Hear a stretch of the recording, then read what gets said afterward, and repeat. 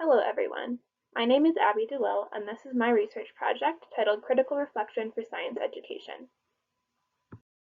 Scientific issues are becoming increasingly controversial, and future science scholars should be equipped with tools to handle complex issues at the interface of science and society. Critical reflection is a skill broadly accepted in the humanities disciplines, particularly in higher education, that considers values, uncertainty, and multiple perspectives when thinking about 21st century science.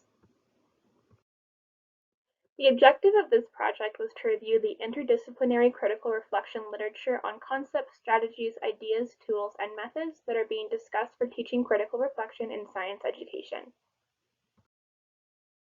Critical reflection is defined as developing an awareness of values, assumptions, interests, and the power relations that structure, inform, and frame scientific knowledge. And post-normal times is an in-between period where old orthodoxies are dying, new ones have yet to be born, and very few things seem to make sense. Critically reflecting on science in post-normal times requires us to think about the field of science in new and different ways and consider how science should serve society. This project was part of a qualitative scoping review, which is an interest in describing and asking why over quantifying or asking what. 4 databases were searched following PRISMA guidelines for screening, and 13 journal articles related to teaching and learning were selected from a larger dataset. The search terms were related to critical reflection, post-normal science, and science, technology, and society. The articles were sorted into 4 categories. The teaching and learning category is a focus on specific courses and classroom education, while the institutional category has a greater context of science and society. Practical applications were more often identified for the area of teaching and learning, while broader theories, concepts, and ideas were more often linked to science as an institution. The practical application results for teaching and learning were that authors agreed that science is or ought to be collaborative in nature. They promoted group work, discussion, and the inclusion of multiple stakeholder perspectives. Specific teaching and learning strategies included double loop learning, mapping, dialogic learning, a jigsaw method, and inverted classrooms. Overall, collaborative strategies were found to facilitate critical reflection and understanding. For concepts and ideas, university science remains traditional, with key issues of science remaining unquestioned.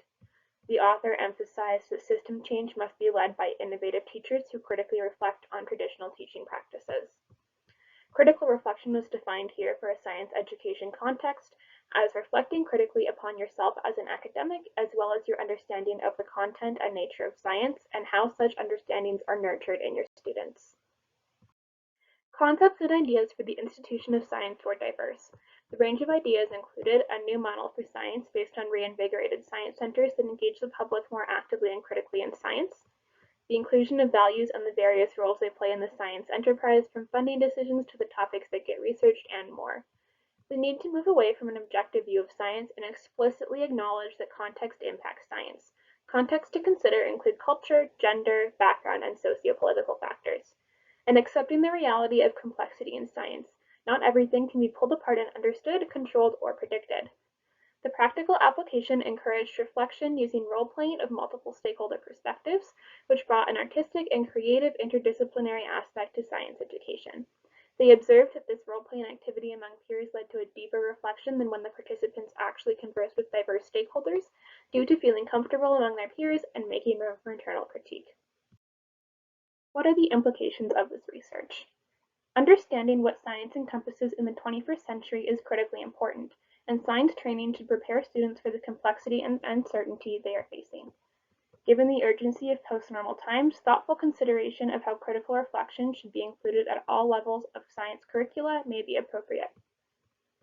Piloting and evaluating small-scale approaches suggested here might be a valuable first step in promoting more collaborative and reflective science practices in undergraduate and secondary classrooms. These are the references cited in this presentation, and a full reference list, including all articles from the scoping review, can be found at the QR code. I would like to thank the University of Calgary's Program for Undergraduate Research Experience and the Undergraduate Research Symposium for the opportunity to undertake and present this research, and of course my deepest thanks go to my supervisor, Dr. Gwendolyn Blue, as well as Dr. Cynthia Ways and all others who have supported me. Please direct any questions to my email, and thank you so much for listening.